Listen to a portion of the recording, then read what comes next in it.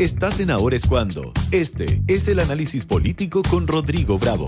8:42. ¿Cómo te va, Rodrigo Bravo? Bien, Juanma, ¿y a ti? Muy bien, te extrañamos ayer, pero qué bueno que tenemos hoy. Ya harta gente debe andar con estos virus medio raros de cabeza y estómago, que son bien particulares en esta fecha, pero los cambios de temperatura no ayudan mucho tampoco. Espero que no sea una constante en nuestro público que nos escucha con este tipo de momentos incómodos durante el verano. Oye, Rodrigo, esta semana tuvimos una cuestión bien paradojal, ¿no?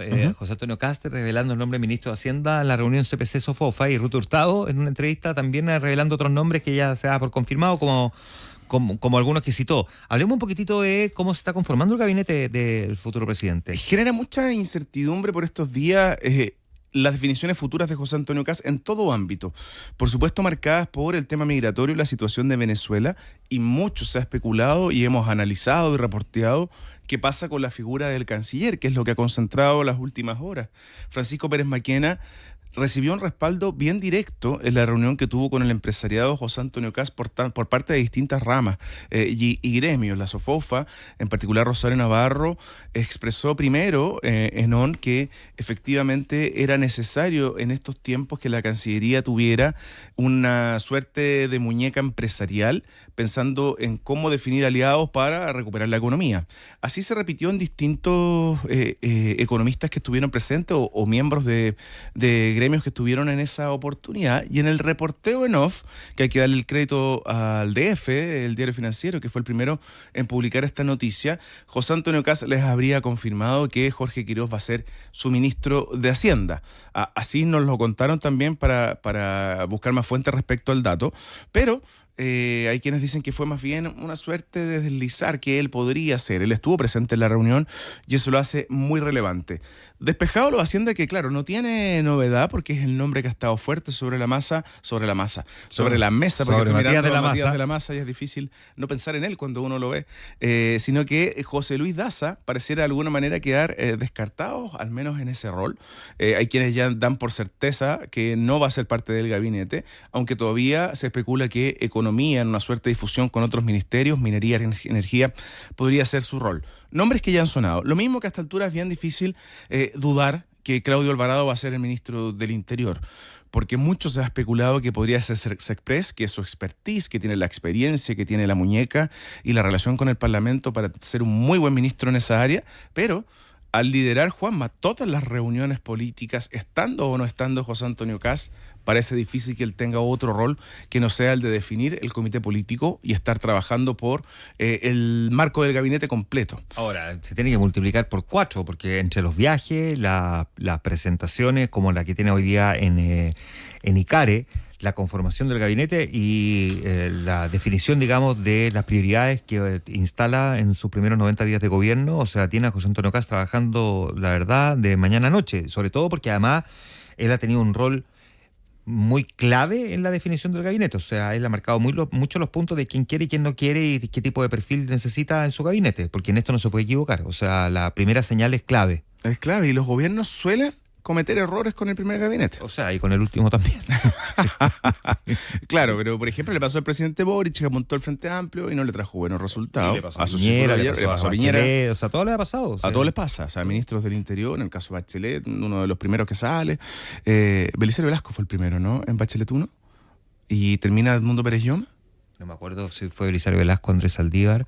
Yo creo que fueron los dos. Sí. Y terminamos en Edmundo Pérez Lloma. No recuerdo bien. Perdón ahí la falta de memoria. Estoy un poquito mareado. Eso puede afectar mi cerebro por estas horas. Pero ya, despejado entonces Interior, Claudio Alvarado, Hacienda, Jorge Quiroz, Ministerio de Obras Públicas, Martina Rau, Ministerio de la Vivienda, Iván Poduje, que son los nombres que tú mencionabas. Ruth Hurtado puso explícitamente sobre la mesa.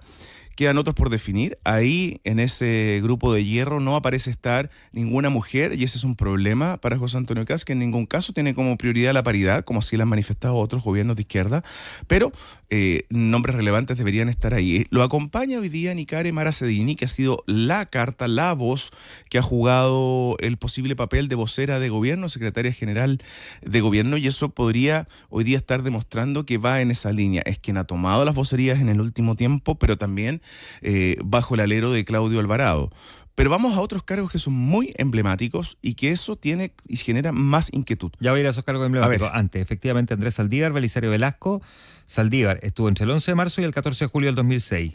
Y Belisario Velasco entre el 14 de julio del 2006 y el 3 de enero del 2008. Y ahí entró Edmundo Perelloma desde enero del 2008 hasta el 11 de marzo del 2010. Hasta el fin del gobierno. Claro. Bueno, y en Bachelet 2 partimos con Peñilillo y terminamos con Mariano Fernández. Y en Piñera 1 partimos con Andrés Chadwick y terminamos con Rodrigo Delgado, ¿no? Fue el último ministro del Interior. Bueno, Claro. Pasa y el ministro del Interior es clave para lo que viene, también fusible ante una crisis, así que hay que tener espaldas y asumir el riesgo y enfrentar crisis para eso. Mara Sadini, entonces, secretaria general de gobierno, pero ¿qué pasa con seguridad, Juanma? Y ahí a mí me genera mucha ¿Pero inquietud. cómo? ¿Evelyn Matei, po? Lo propuso Jimena Santón hace un tiempo. Sí, po. Pero Evelyn Matei, uno puede ver sus redes sociales, está absolutamente en otra, muy alejada de la política. Me extraña que no haya tomado vacaciones, ojalá lo haya hecho entre medio, pero ha estado muy activa en sus redes con distintos tipos muy lejanos a la contingencia. Sigue sobre la mesa la posibilidad de que Rodolfo Carter no asuma como senador en la Araucanía y tome este rol. Eso nadie puede negar que es un tema que está sobre la mesa, pero donde ha definido el comando en aquellos ministerios que no tiene resuelto quién va a ser el ministro hasta ahora. Se habla de que entre 15 y 20 ministerios ya tienen el nombre fijo, pero los que no, se está trabajando en ternas que han propuesto los partidos políticos, que recoge republicanos a la oficina presidencial de José Antonio Kast. Y sobre la mesa, en algunos cargos, por ejemplo, RN ha puesto a Catherine Martorell y a Juan Francisco Gale.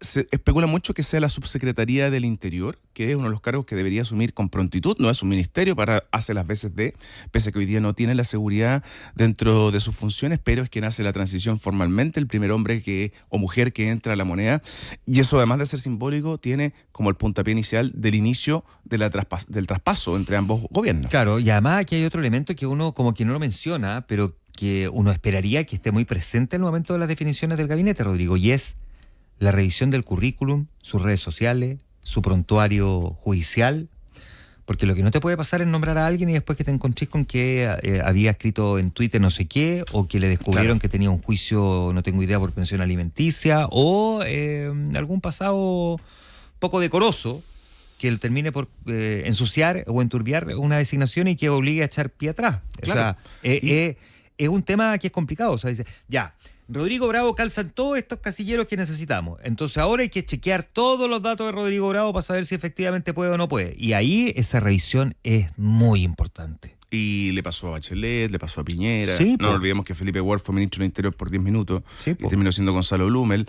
por unas declaraciones en términos de derechos humanos que le costaron el puesto finalmente.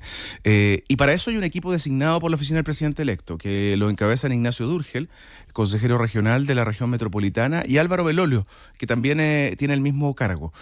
Porque además acá hay un riesgo, y ojo con los personajes sin filtro, que ahí está Mara Sedini e Iván Poduje, que más de una oportunidad se han salido de madre en discusiones que están muy viralizadas.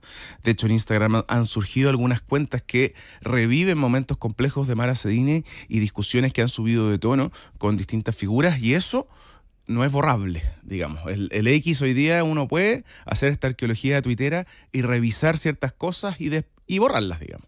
Que me imagino que lo están haciendo. Iván Poduje, entre otros. No, nada se borra. Nada se borra. Todo queda en el registro. Ahora sí, Johannes Kaiser logró ser candidato presidencial después de todas las cosas que dijo en YouTube.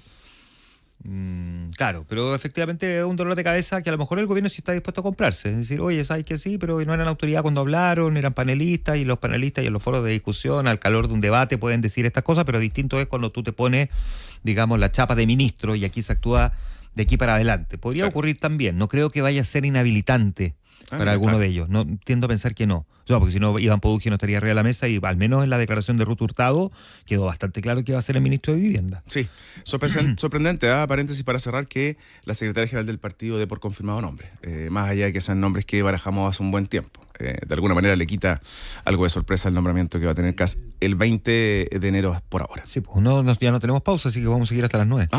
Me estaba apurando para terminar. Si matamos antes un corte comercial, pues te lo dije. Me lo dijo el editor, pero es que vengo disperso. La historia de mi vida. Para eso están los remedios para el déficit atencional, que ayudan mucho. Bueno, dentro de esta definición y lógica del gabinete, hubo reuniones con el Partido Nacional Libertario en las últimas horas.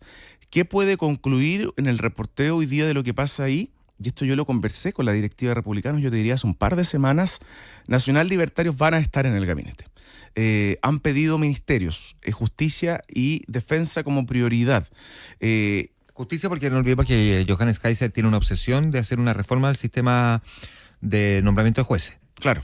Y lo ha manifestado públicamente, era parte de su programa de gobierno, lo ha defendido, y defensa por el vínculo de Nacional Libertarios que tiene con el mundo militar, que a juicio de ellos podría allanar el camino en esta relación que siempre es un poco compleja cuando asume un civil no cercano al Ministerio de Defensa en ese cargo, pero ha demostrado la historia también que quienes no han tenido un pasado militar o de fuerzas de orden también han podido cumplir con un diálogo directo y fructífero con las distintas ramas de las Fuerzas Armadas. Te decía yo que uno podría decir hoy día los nacional libertarios van a entrar al gabinete, pero me atrevo a decir que Johannes Kaiser no.